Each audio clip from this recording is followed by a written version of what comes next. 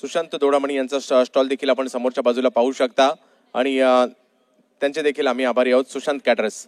तर 7व्या मॅचच्या दिशेने ज्या ठिकाणी गोलंदाजीमध्ये बदल केला जातोय, गोलंदाजी मार्कवर आमंत्रित करण्यात येत आहे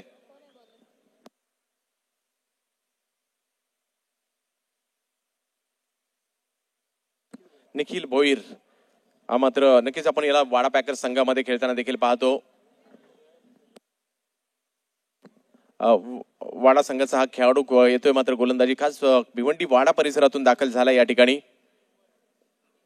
निखिलचा हा चेंडू बिगिट करण्याचा प्रयत्न, चेंडू हवेत जाईल, विक्रांतच्या बॅटमधून निघाला फटका, क्षेत्ररक्षक चेंडूवर, झेल मात्र या ठिकाणी सुटला जातोय आणि जीवदान मिळतंय, म्हणजे दोन्ही खेळाडूंना मात्र आता जीवदान मिळालंय। झेल सुटला या ठिकाणी, मात्र फलंदाज जितेश भोईरचा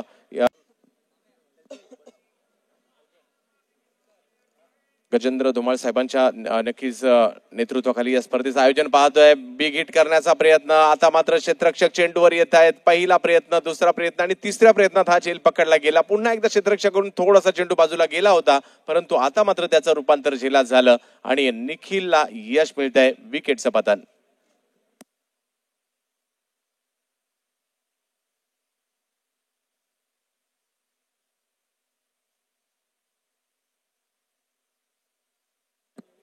तर नवीन फलंदाज मात्र मैदानाच्या आतमध्ये जाताना पाहायला मिळेल यतीन पाटील। आज पाहिलं तर या ठिकाणी पुन्हा एकदा थोडंसं वेगळं क्रिकेट, परंतु जास्त आनंद देणारं क्रिकेट। मुंबईच्या क्रिकेटमध्ये ती क्षमता आहे, मुंबईच्या क्रिकेटमध्ये थोडंसं वेगळं पण आपल्याला पाहायला मिळतं। चांगला चेंडू निखिलकडून, यतीनसाठी मात्र वळण घेणारा निर्धाव चेंडूची सांगता,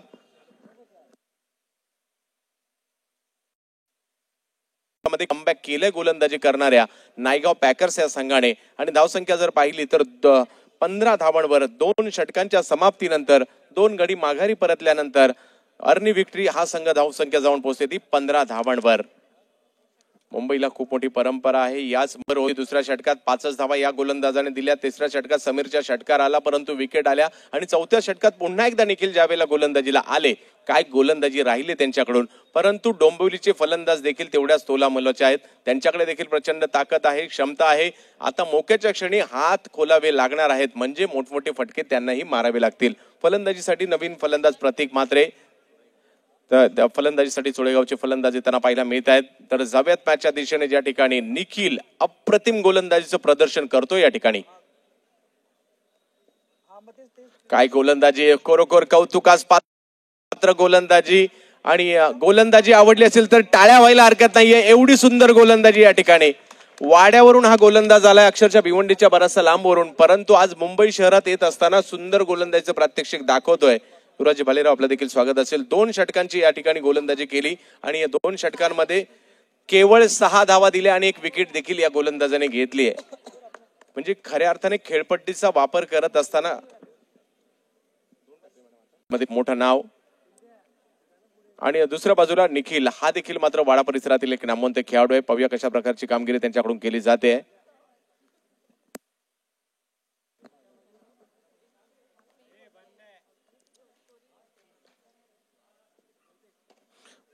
चांगला चेंडू खोलवर टप्प्याचा, परंतु धाव घेण्याचा प्रयत्न त्या ठिकाणी महेश चेंदवनकर, बुमरो येतोय। धाव संख्या जर पाहिली तर दुसऱ्या षटकात मात्र निखिल भोईर विकेट काढण्यामध्ये यशस्वी झाले जितेश शेलार यांच्यासाठी। चांगला चेंडू, खोलवर टप्प्याचा चेंडू होता, त्याला मात्र नक्कीच तटवण्यात येत आहे मिड ऑफच्या दिशेने। त्या ठिकाणी महेश,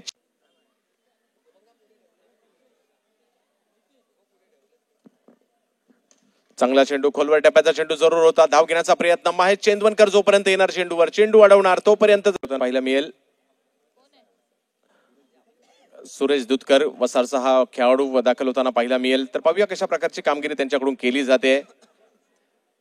मुंबई न थांबणारं शहर, धावणारं शहर आणि भारताची आर्थिक राजधानी, जगातील एक महत्वाचं केंद्र आणि नक्कीच आमचं हे मुंबई शहर।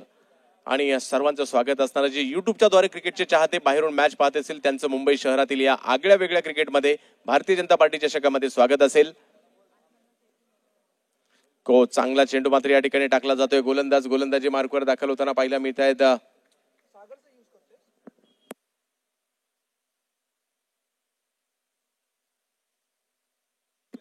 निखिल भोईर पुन्हा एकदा आलेले आहेत, कारण ज्या पद्धतीने त्यांनी अक्षरशः डावखुऱ्या हाताच्या फलंदाजाला वळण घेणारा चेंडू दाखल केला, पुन्हा एकदा तेच पाहायला मिळत आहे, त्याच धाटीचा चेंडू पाहायला मिळतो. चेंडूला थोडीशी गती कमी दिली, उंची थोडीशी जास्त दिली, खोलवर ठिकाणी लँड केला, तदनंतर चेंडू वळवला आणि पर्यायाने त्या ठिकाणी मात्र मोठ्या फटक्यापासून वंचित राहतोय.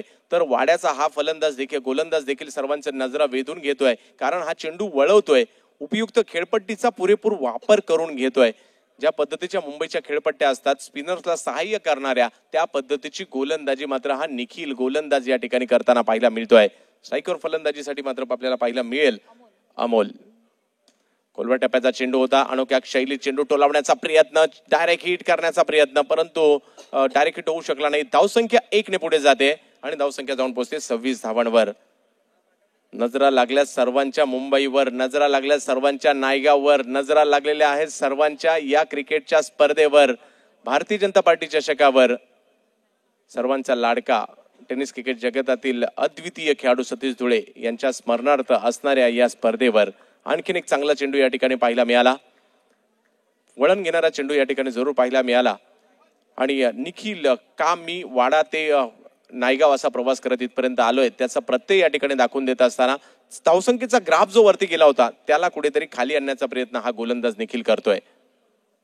पुन्हा एकदा तेच पाहायला मिळालं, कमी गतीने टाकलेला चेंडूवर फलंदाजाला तर जरूर अडकवलाय आणि आणखीन एका विकेटचं पतन पाहायला मिळेल. कौतुक करावं लागेल या गोलंदाजाचं, ज्या पद्धतीची त्याने गोलंदाजी केली आहे. अक्षरशः रीड करतोय फलंदाजाला आणि गोलंदाजी करतोय.